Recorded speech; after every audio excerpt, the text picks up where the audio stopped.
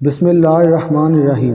السلام علیکم دوستو، قصص القرآن میں کئی ایسے دلچسپ قصے ہیں جنہیں پڑھ کر ایک عجیب سی سرشاری طاری ہو جاتی ہے، خداوند قدوس کے جبروت سے آگاہی ملتی ہے۔ یہ قصہ بھی ایک ایسا قصہ ہے جو ایمان میں تازگی بھر دیتا ہے۔ تو آئیے آپ کو ان کا حال بتاتے ہیں کہ جب وہ کعبے کو ڈھانے آئے تو خدا نے ان لوگوں کے ساتھ کیسا انتقام لیا۔ عرب مورخین کہتے ہیں کہ یمن کے فاتح کا نام ارباد تھا اور ابرہہ اس کے ہم رکاب تھا۔ چند سال کے بعد ابرہہ نے اس سے بغاوت کر دی اور اس کو مار ڈالا اور بلا شرکت غیر یمن پر قابض ہو گیا۔ اسی ابرہہ کو ابرہۃ الشرم بھی کہتے ہیں کیونکہ یہ نکٹا تھا۔ عربی میں اشرم نکٹے کو کہتے ہیں۔ اس کی حکومت کا آغاز بعض کے نزدیک 525 عیسوی اور بعض کے نزدیک 543 عیسوی سے ہوتا ہے۔ ابرہہ عیسائیت میں نہایت متعصب تھا۔ اس نے تخت نشین ہوتے ہی تعمیرات کے ماہرین کو دارالحکومت صنعاء میں طلب کیا، انہیں اپنے محل میں لے گیا اور انہیں سونے اور جواہرات کے بڑے ڈھیر کے سامنے لے جا کر کھڑا کر دیا اور کہا، میں نے ایک بہت عظیم الشان گرجا کی تعمیر کا خواب دیکھا ہے، ایسی عمارت کہ جس کی نظیر دنیا میں نہ ملتی ہو، کیونکہ میری تمنا ہے کہ عرب جو مکہ میں کعبہ کا حج کرنے کے لیے جمع ہوتے ہیں، ان سب کا رخ کلیسا کی جانب موڑ دوں، کعبہ کا بازار سرد ہو جائے اور سب اس کلیسا کا رخ کریں، کل عرب کے لیے یہی مقام حج بن جائے۔ اگر تم نے میرے لیے ایسی عمارت بنا دی تو میں دولت کے اس ڈھیر سے تمہیں مالا مال کر دوں گا۔ کاریگروں نے بے پناہ دولت اور ابرہہ کا بے اندازہ شوق دیکھا تو سب کے منہ میں پانی بھر آیا۔ ابرہہ کے شوق تعمیر کی شہرت ہوئی تو مزدور، نقشہ نگار، نقاش سب صنعاء میں آ کر جمع ہونے لگے۔ ابرہہ نے یمن کی بے اندازہ دولت، بیش بہا ہیرو جواہرات بے دریغ خرچ کیے اور نہایت خوبصورت عمارت بن کر تیار ہو گئی۔ یہ بیش قیمت پتھروں کی بہت خوبصورت اور بہت طویل و عریض عمارت تھی اور نہایت خوبصورت نقوش سے منقش اور جواہر اور ہیروں سے مزین تھی۔ ہاتھی دانت اور آبنوس کے نہایت حسین و جمیل منقش تیروں اور سونے چاندی کی صلیب سے اس کو سجایا گیا تھا۔ ابرہہ مذہباً عیسائی تھا، اسی لیے وہ بیت اللہ کی عظمت کو برداشت ہی نہیں کر سکتا تھا۔ اس کے دل میں یہ حقیقت کانٹے کی طرح کھٹکتی رہتی تھی کہ تمام اہل عرب اور ان کے تمام قبائل بیت اللہ کی عظمت کے قائل ہیں اور اپنے عقیدے کے مطابق اس کا حج کرنا مقدس خیال کرتے ہیں۔ حج کے دنوں میں اپنے تمام اختلافات بھلا کر بیت اللہ کے گرد جمع ہو جاتے ہیں۔ کعبہ کے اندر عرب کے مختلف قبائل کے بت 360 کی تعداد میں نصب ہیں اور آپس میں دشمنیوں کے باوجود کوئی کسی کے بتوں کو نقصان نہیں پہنچاتا۔ ایک مرکز ہے جس کے گرد اہل عرب جمع ہیں۔ اس نے سوچا کہ کعبہ کے مقابلے میں کلیسا جواہرات سے مزین ہو تو اہل عرب یا ان میں سے بعض قبائل یمن کا رخ کریں گے اور اس طرح عربوں کی مرکزیت کے نشان کی عظمت ختم ہو کے رہ جائے گی۔ ابرہہ کے یہ عزائم جب عام ہونے لگے تو یمن میں مقیم حجازیوں میں اضطراب پیدا ہوا۔ حضرت ابراہیم کی نشانی کو خاک میں ملانے کی کوشش کی جائے، یہ وہ برداشت ہی نہیں کر سکتے تھے، چنانچہ غم و غصہ بڑھتا چلا گیا۔ صنعاء میں مقیم ایک حجازی غیرت مذہبی سے بے قابو ہو رہا تھا اور جب بھی اس گرجے کے سامنے سے گزرتا تو دانت پیس کر رہ جاتا۔ اس کا بس نہیں چل رہا تھا کہ کسی طرح اس عمارت کو زمین بوس کر دے، پتھروں کو نوچ کر رکھ دے، اس میں لگے قیمتی جواہرات فقیروں میں تقسیم کر دے۔ وہ گھنٹوں اس عمارت کو کھڑا دیکھتا رہتا اور پھر سر جھٹک کر آگے بڑھ جاتا۔ ایک دن وہ اپنے جذبات پر قابو نہ رکھ سکا۔ عمارت کے صدر دروازے کے قریب کھڑے ہو کر اس نے عظمت کعبہ کے حق میں تقریریں شروع کر دیں۔ اس دوران اس نے عیسائیت کے خلاف کئی سخت اور سست جملے بھی کہہ ڈالے۔ انجام یہ ہوا کہ یمن کے عیسائیوں نے اسے پکڑ لیا اور خوب زود و کوب کیا۔ وہ تو خیر ہوئی کہ معاملہ یہیں رفع دفع ہو گیا اور اسے بادشاہ کے پاس لے جانے کی ضرورت نہیں پیش آئی۔ اب اس نے جان بوجھ کر اس راستے سے گزرنا چھوڑ دیا تھا جہاں وہ عمارت واقع تھی، لیکن اس کا غصہ ٹھنڈا نہیں ہوا تھا۔ وہ سوچا کرتا تھا کہ کبوتر کی طرح آنکھیں بند کرنے سے خطرہ ٹل تو نہیں جاتا۔ یہ عمارت جب تک کھڑی ہے یہ خطرہ موجود ہے کہ عرب کعبۃ اللہ کی سادہ عمارت کو چھوڑ کر اس کا طواف شروع نہ کر دیں۔ اس کے خیالات کیسے بھی صحیح، لیکن وہ اتنی طاقت نہیں رکھتا تھا کہ اس عمارت کو گرا دے۔ اس نے اپنا غصہ اس طرح اتارا کہ ایک شب وہ کسی نہ کسی طرح گرجے کے اندر پہنچ گیا اور موقع پا کر اس کلیسا کو نجس کر دیا۔ اس کا دل ٹھنڈا ہو گیا۔ اس نے اپنی دانست میں یہ ثابت کر دیا کہ کعبۃ اللہ کے سامنے اس کی یہ حیثیت یہی ہے کہ اسے نجس کیا جائے۔ دن نکلا تو صنعاء شہر میں ہنگامہ اٹھ کھڑا ہوا۔ ہر شخص کی زبان پر یہی اطلاع تھی کہ کوئی شخص رات کے وقت آیا اور کلیسا کو نجس کر گیا۔ اطلاع ابراہہ تک بھی پہنچی۔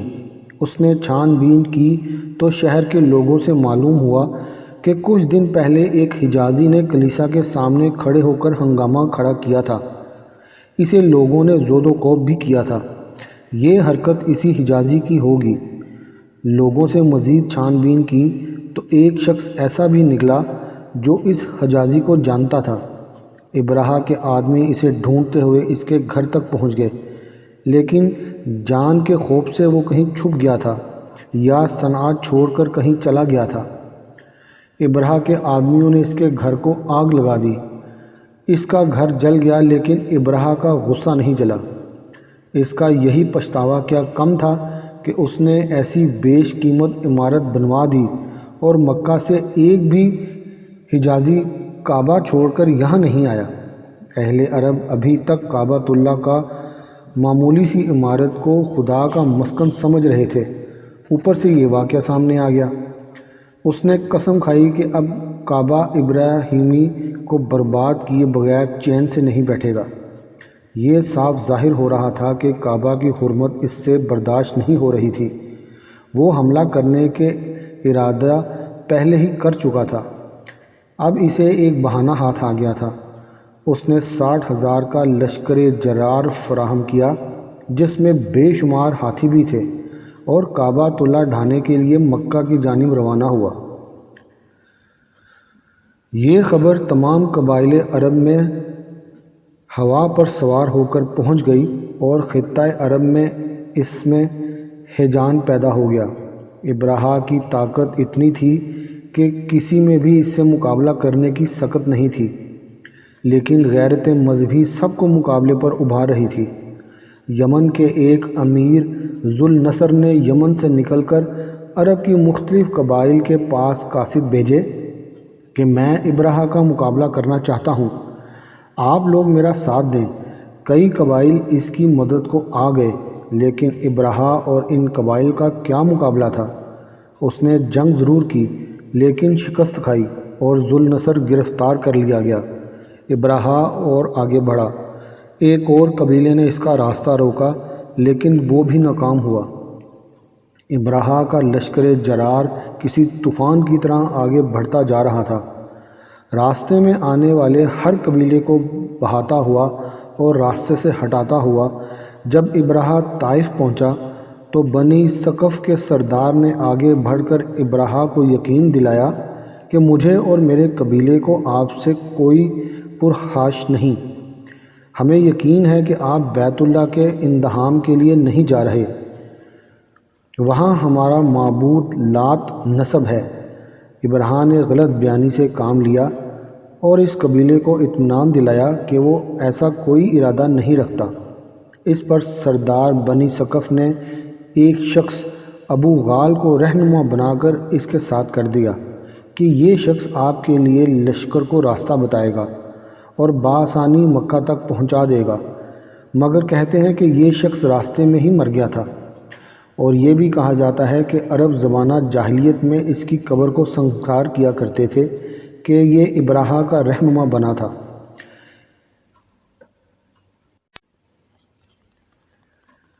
ابراہہ ایک وادی مغمس میں تھا کہ اس نے ایک حبشی فوجی افسر کو روانہ کیا کہ وہ مکہ جا کر چھاپا مارے۔ اس کا مقصد اس کے سوا کچھ نہیں تھا کہ مکے کے لوگوں کو خوف زدہ کرنا چاہتا تھا یا پھر اپنے لشکر کے لیے غزا کا طالب ہوگا۔ یہ حبشی افسر مکہ کے قریب پہنچا تھا کہ اسے جانوروں کے ریوڑ نظر آئے۔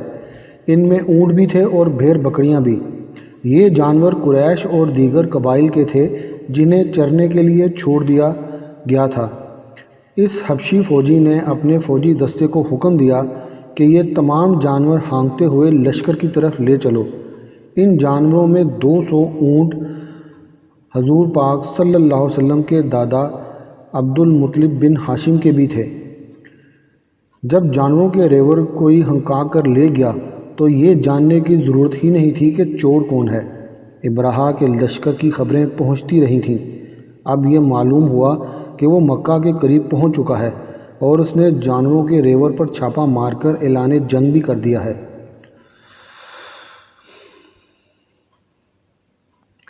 تمام قبائل سر جوڑ کر بیٹھ گئے کہ اب کیا ہو۔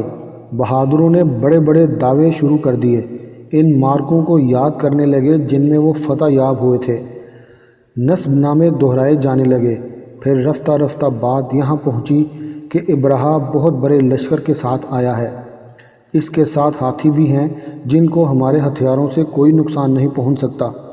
اگر ہم ابراہہ سے ٹکرائے تو بہت نقصان اٹھانا پڑے گا۔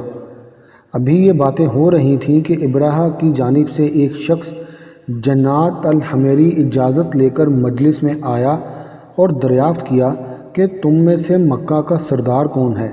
لوگوں نے حضرت عبد المطلب کی جانب اشارہ کر دیا۔ میں ابراہہ کی طرف سے آیا ہوں، اس نے پیغام بھیجا ہے کہ ہم آپ سے جنگ کرنے کے لیے نہیں آئے، ہماری دشمنی تو صرف بیت اللہ سے ہے۔ اگر آپ اس کی مدافعت کے لیے ہمارے مقابلے پر آئیں گے تو پھر آپ سے جنگ ضرور ہوگی۔ اب یہ آپ پر منحصر ہے کہ آپ کیا چاہتے ہیں۔ ہم بھی یہ نہیں چاہتے کہ ابراہہ سے جنگ کریں۔ یہ معاملات اگر بات چیت سے طے ہوں تو زیادہ اچھا ہے۔ بات چیت کے لیے آپ کو ہمارے لشکر میں آنا ہوگا، ہمارا بادشاہ آپ سے ملنے کا خواہش مند ہے۔ عبد المطلب دوسرے دن اس کے لشکر میں پہنچ گئے۔ ابراہہ اپنے سامنے ایک نہایت وجیح و شکیل انسان کو دیکھ رہا تھا، نہایت متاثر ہوا اور عزت سے پیش آیا۔ میزبانی اور مہمانی کے تقاضے ختم ہوئے تو گفتگو کا آغاز ہوا۔ اب ابراہہ ان کی خطابت اور طاقت لسانی کے مظاہرے دیکھ رہا تھا۔ میں جس ارادے سے مکہ آیا ہوں چاہتا ہوں کہ آپ اس میں مدافعت نہ کریں۔ ابراہہ نے گفتگو کا آغاز کیا۔ مدافعت کی تو مجھ میں طاقت بھی نہیں، یہ اللہ کا گھر ہے اور اس کے برگزیدہ نبی حضرت ابراہیم علیہ السلام کی یادگار۔ اگر اللہ اس کی حفاظت کرنا چاہے گا تو خود کر لے گا۔ ہماری مدافعت کرنے سے یا نہ کرنے سے کیا ہوگا؟ یہ تو بہت اچھی بات ہے، میرے سپاہیوں کی تلواریں نیام سے باہر نہ آئیں تو اچھا ہے۔ آپ کے ایک سردار نے میرے اونٹ آپ کے لشکر میں لانے کی جسارت کی ہے، میں تو صرف یہ چاہتا ہوں کہ آپ وہ اونٹ میرے حوالے کر دیں، مجھے اور کسی چیز سے کوئی سروکار نہیں۔ ابراہہ اس موقع پر اس تقاضے سے بہت سخت تعجب میں آیا۔ میں کعبے کو ڈھانے کے لیے آیا ہوں، تم نے اس کے متعلق تو مجھ سے درخواست تک بھی نہیں کی۔ شاید میں اس ارادے سے باز آ جاتا، اور ایسی حقیر بات کا ذکر کر رہے ہو، تم تو مکہ کے سردار ہو اور فکر تمہیں اپنے نقصان کی ہے۔ میں تو تمہارے بارے میں بہت اچھا گمان رکھتا تھا، لیکن تم خود غرضی ظاہر کر رہے ہو۔ میں نے بھی آپ کی بہت شہرت سنی تھی، لیکن آپ اتنی سی بات نہیں سمجھتے، یہ اونٹ چونکہ میری ملکیت ہیں اس لیے میں ان کے متعلق آپ سے درخواست کر رہا ہوں۔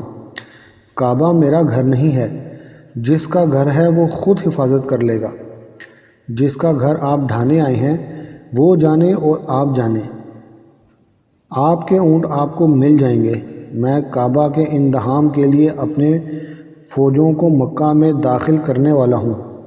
عبد المطلب واپس آئے، قریش اور دوسرے قبائل کو جمع کیا اور ان کے سامنے وہ گفتگو رکھ دی جو ان کے اور ابرہہ کے درمیان ہوئی تھی۔ اب دو ہی راستے ہیں، یا تو ہم صف آرا ہو کر ابرہہ کے مقابلے میں آ جائیں یا مکہ چھوڑ کر کسی پہاڑی پر پناہ گزین ہو جائیں۔ مجھے یقین ہے کہ اللہ اپنے گھر کی حفاظت ضرور کرے گا۔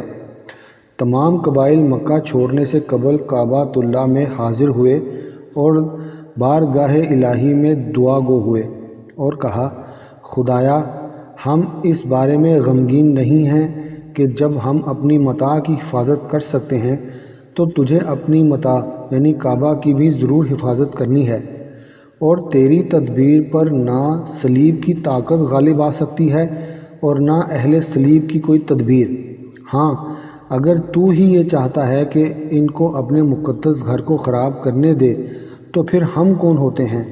جو تیرا جی چاہے سو کر۔ یہ تمام قافلہ دلوں سے دعائیں مانگتا ہوا، آنکھوں سے آنسو بہاتا ہوا مکے سے نکلا اور قریبی پہاڑوں میں پناہ گزین ہو کر ابرہہ کی آمد کا انتظار کرنے لگا۔ ابھی ولادت باسعادت محمد صلی اللہ علیہ وسلم کی خبر مبارک سے دنیا کے کان ناآشنا ہیں۔ کائنات کا گوشہ گوشہ خدا پرستی اور توحید الہی کے نغموں سے محروم ہو چکا ہے۔ ہر جگہ شرک و کفر کا دور دورہ ہے۔ کعبہ میں 360 بت رکھے ہوئے ہیں، کہیں اصنام پرستی ہے تو کہیں کواکب پرستی کا شور ہے۔ فیصلہ ہو چکا ہے کہ نور ہدایت آفتاب رسالت جلوہ گر ہو۔ اس واقعے کے 40 یا 50 روز کے بعد حضور پاک صلی اللہ علیہ وآلہ وسلم دنیا میں تشریف لائے۔ اس ہستی کے لیے ہی ضروری تھا کہ اسرائیل کے خاندان سے دعوت حق کی امانت واپس لے کر اسماعیل علیہ السلام کے خاندان کو نوازا جائے۔ ابرہہ نے اپنا لشکر مکے کی جانب بڑھایا۔ اگلی قطاروں میں ہاتھی تھے اور ان کے پیچھے لشکر جرار۔ سیاہ آندھی تھی کہ مکہ کی جانب بڑھتی چلی آ رہی تھی۔ مجلس حق میں فیصلہ ہو چکا تھا کہ بیت اللہ کی حفاظت کی جائے گی۔ ادھر ابرہہ کے ہاتھی نے آگے بڑھنے سے انکار کر دیا۔ فیل بان آنکس پہ آنکس لگا رہا تھا مگر وہ آگے بڑھنے کو تیار ہی نہیں تھا۔ جب ہاتھی کو یمن کی طرف چلاتے تو وہ تیزی سے چلنے لگتا، لیکن مکہ کی جانب چلنے کو تیار ہی نہیں تھا۔ ابرہہ کی فوج میں ہلچل مچی ہوئی تھی۔ کسی کی سمجھ میں نہیں آ رہا تھا کہ اصل میں ماجرا ہے کیا۔ ابرہہ کے کچھ سردار بھاگتے ہوئے اس کے پاس آئے۔ ان کے ہاتھیوں نے بھی آگے چلنے سے انکار کر دیا۔ اے بادشاہ، کوئی طاقت ہے جو ہمیں آگے بڑھنے سے روک رہی ہے۔ ہمیں اس وقت یمن واپس چلنا چاہیے۔ حملہ تو کسی اور وقت بھی کیا جا سکتا ہے۔ بزدلوں جیسی باتیں مت کرو۔ اگر ہاتھیوں نے چلنے سے انکار کر دیا ہے تو ہم پیدل ہی مکہ کی میں داخل ہو جائیں گے۔ اگر اس وقت واپس چلے گئے تو دنیا ہم پر ہنسے گی۔ مکہ والے سمجھیں گے کہ ہم ان سے ڈر کر بھاگ گئے ہیں۔ سوال تو یہی ہے کہ ہاتھیوں نے چلنے سے انکار کیوں کر دیا ہے؟ کہیں خدا ہمارے مخالف تو نہیں؟ خدا ہمارا مخالف کیسے ہو سکتا ہے؟ ہم تثلیث کے پرستار ہیں، صلیب کے عاشق ہیں، عیسیٰ مسیح ہمارا نگہبان ہے۔ یہ تو کوئی جادو ہے جو ہمیں روک رہا ہے۔ میرے فیل بان کوشش کر رہے ہیں۔ بہت جلد یہ ہاتھی مکہ میں داخل ہو جائیں گے۔ اب مقابلہ انسانوں کا انسانوں سے نہیں تھا۔ انسانی طاقت خدا کی طاقت سے ٹکرانا چاہتی تھی۔ نتیجہ ظاہر تھا کہ خدا کی معجزانہ قدرت حرکت میں آئی۔ ابھی ابرہہ اور اس کے سردار آپس میں مشورہ کر ہی رہے تھے کہ ابرہہ کی نہوت بھری آواز ان میں سب سے بلند تھی۔ وہ اپنے سرداروں کو لعن طعن کر رہا تھا کہ اچانک تیز ہوا چلنے لگی۔ ہوا اتنی تیز تھی کہ صحرا کی ریت نے آسمان کو اپنی لپیٹ میں لے لیا۔ پھر اس ہوا نے اچانک نیچے کا رخ کیا تو ابرہہ کا لشکر آنکھیں ملنے لگا۔ ریت ان کی آنکھوں میں بھرنے لگی۔ ابرہہ کے ہاتھی اپنے کانوں کو اپنی آنکھوں پر رکھے خاموش کھڑے تھے۔ ابرہہ یہی سمجھ رہا تھا کہ کوئی طوفان ہے جس میں اس کا لشکر گھر گیا ہے۔ اس کے لشکری چیخ چیخ کر کہہ رہے تھے کہ اس طوفان سے نکلنے کی کوشش کرے۔ ابرہہ کا گھمنڈ ابھی بھی اس کی اجازت نہیں دے رہا تھا کہ وہ یمن واپس چلا جائے۔ یہ صحرائی طوفان ہے، کچھ دیر میں خود ہی ٹل جائے گا، اپنی جگہ پر جمے رہو۔ شاید قدرت اسے موقع دے رہی تھی جس کا اس نے فائدہ ہی نہیں اٹھایا۔ اچانک یہ ہوا کہ سمندر کی جانب سے پرندوں کے غول اڑتے ہوئے آئے اور لشکر پر ایک سرے سے دوسرے سرے تک چھا گئے۔ یہ غول اتنا منظم تھا جیسے دشمن پر حملہ کرنے کے لیے فوجیں اپنی صفیں بناتی ہیں۔ ہر پرندے کے پاس 3 کنکڑیاں تھیں، ایک منہ میں اور 2 پنجوں میں۔ ان دنوں نہ ایٹم بم تھے، نہ میزائل، بندوق کی گولیاں تک نہ تھیں۔ قدرت نے یہ سب وسائل مہیا کر دیے۔ ان پرندوں نے اپنے پنجوں میں اور منہ میں دبے سنگریزے چھوڑ دیے۔ ان سنگریزوں میں ایسی غیبی طاقت تھی کہ جس شخص پر یہ معمولی سی کنکڑی گری بدن پھوڑ کر باہر نکل آئی۔ ہاتھیوں پر گری تو ہاتھی وہیں کے وہیں ڈھیر ہو گئے۔ ان پرندوں کا نشانہ ایسا تھا کہ کوئی سنگریزہ بھی ادھر ادھر نہیں گرتا۔ اور پھر یہی نہیں، سنگریزے کچھ اس طرح زہر میں بھجے ہوئے تھے کہ لگتے تھے کہ بدن گلنے سڑنے شروع ہو گئے۔ دیکھتے ہی دیکھتے پورا لشکر چھلنی ہو گیا۔ قرآن مجید نے اس پر اسرار واقعے کی گواہی دی جو سورہ فیل میں ہے، جس کا ترجمہ یہ ہے: اے محمد صلی اللہ علیہ وآلہ وسلم، کیا آپ نے نہیں دیکھا کہ آپ کے پروردگار نے ہاتھی والوں کے ساتھ کیا معاملہ کیا؟ کیا ان کے فریب کو ناکارہ نہیں بنا دیا اور بھیج دیے ان پر پرندوں کے جھنڈ۔ وہ پھینک رہے تھے ان پر سنگریزے، پس کر دیا ان کو ایسا جیسے کھایا ہوا بھوس ہو۔ تمام لشکر جب برباد ہو گیا تو اس میں سے بعض آدمی جو بدحالی کے ساتھ فرار ہو کر یمن پہنچے تھے، ان میں سے ابرہہ بھی شامل تھا۔ اس کے تمام اعضاء گل سڑ چکے تھے اور وہ صرف ایک سڑے ہوئے گوشت کا لوتھڑا ہی نظر آتا تھا۔ اصحاب فیل کا یہ عجیب غریب واقعہ ماہ محرم میں ولادت باسعادت محمد صلی اللہ علیہ وآلہ وسلم سے 40 یا 50 روز قبل پیش آیا۔ اہل عرب میں یہ واقعہ اس درجہ شہرت اور اہمیت رکھتا تھا کہ انہوں نے اس سال کا نام ہی عام الفیل یعنی ہاتھیوں والا سال رکھ دیا، اور اس کے بعد تاریخی واقعات کو اسی سال کے حساب سے شمار کرنے لگے۔ روایات عرب میں یہ واقعہ مشہور رہا، شعراء نے اسے اپنی شاعری کا موضوع بھی بنایا۔ دوستو، آپ کی دلچسپی کے لیے ایک اور بات بتاتے چلیں کہ عرب کے تمام شعراء نے جب بھی اصحاب الفیل کا تذکرہ کیا، پرندوں کے غول کا ذکر ضرور کیا۔ اس کا مطلب ہی یہ تھا کہ تمام معاصرین کی شہادت اس طرف ہے۔ جن لوگوں نے اپنی آنکھوں سے یہ پراسرار واقعہ دیکھا تھا، انہوں نے اسے اسی طرح بیان کیا جیسا یہ واقعہ ظہور پذیر ہوا تھا۔ اس کا ایک اور ثبوت یہ ہے کہ جب نبی کریم صلی اللہ علیہ وسلم پر سورہ فیل کا نزول ہوا تو مشرکین اور یہود و نصارہ تک میں سے کسی کی جانب سے اس کی تردید نہیں آئی۔ کسی ایک نے بھی یہ نہیں کہا کہ یہ واقعہ غلط ہے یا اس کی اصل حقیقت یہ نہیں بلکہ کچھ اور ہے۔ اس واقعے کی پراسراریت نے بہت سے ذہنوں کو شکوک و شبہات کے حوالے کر دیا اور عقلی گھوڑے دوڑا کر اسے طرح طرح کے معنی پہنانے شروع کر دیے۔ اس میں اپنے بھی شریک ہیں اور پرائے بھی، جبکہ انہی معاصر کی آراء دیکھنی چاہیے تھی اور قرآن کے بیان کو سامنے رکھنا چاہیے تھا۔ لیکن انہوں نے الفاظ کو نت نئے معنی پہنا کر کچھ سے کچھ کر دیا۔ چنانچہ سر سید احمد خان اس مہم کی طرف اپنے قلم کو دوڑا رہے تھے کہ قرآن کے ہر واقعے کو عقل کے دائرے میں لایا جائے۔ طیر کے معنی ہی بدل دیے اور فرمایا طیر کے معنی پرندے نہیں بلکہ بدفعلی مراد ہے، اور کنایتاً یہ لفظ مصیبت اور بلا کے لیے استعمال کیا گیا ہے۔ پس اس سے مفہوم ہی بدل گیا اور یہ خیال کر لیا گیا کہ ان پر کوئی مصیبت اور بلا یعنی کوئی بیماری وغیرہ نازل ہوئی۔ یہی حال ایک اور صاحب کا بھی ہے۔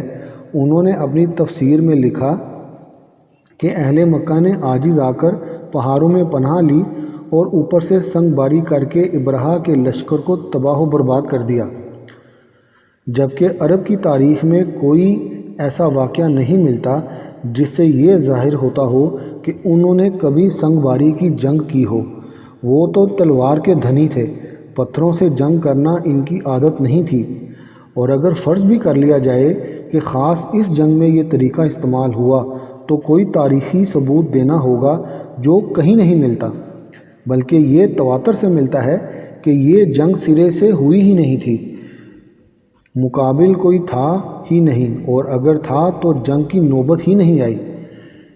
یہ دراصل الحاد و زندقہ سے مرعوب حضرات کی کارستانیاں ہیں یا پھر منفرد بننے کا شوق ہے۔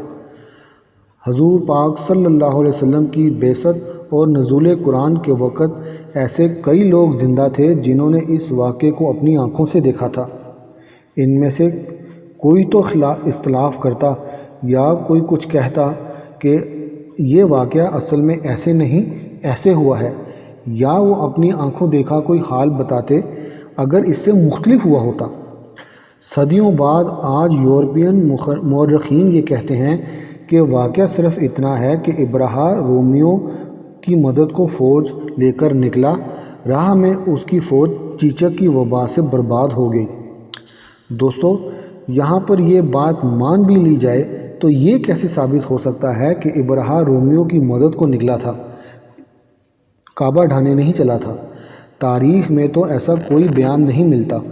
ظاہر ہے کہ یہ اسے ایسی شکست سے بچانے کا ڈھنگ ہے جو اسے کسی انسان کے ہاتھوں نہیں ملی، بلکہ اللہ کا عذاب تھا جو اس پر نازل ہوا۔ اگر یورپین پرندوں ان سنگریزوں کی حقیقت کو تسلیم کر لیتے ہیں تو اس سے کعبہ کی عظمت ظاہر ہوتی ہے، اور انہیں یہ کیسے برداشت ہو سکتا ہے؟ اگر اس واقعے کا انکار کیا جائے تو پھر حضرت ابراہیم کا آگ سے زندہ نکل آنا یہ آپ کس کھاتے میں ڈالیں گے؟ اور حضرت موسیٰ کو دریائے نیل کے پانی کا راستہ دے دینا یہ آپ کیسے اس کو جسٹیفائی کریں گے؟ اصل میں حقیقت یہ ہے کہ خدا چاہے تو آپ کو گلزار کر دے، پرندوں کے غول سے ہاتھی والوں کو شکست سے دوچار کر دے، اسرار کو پر اسرار کر دے۔ یہ سب اللہ کی قدرت ہے۔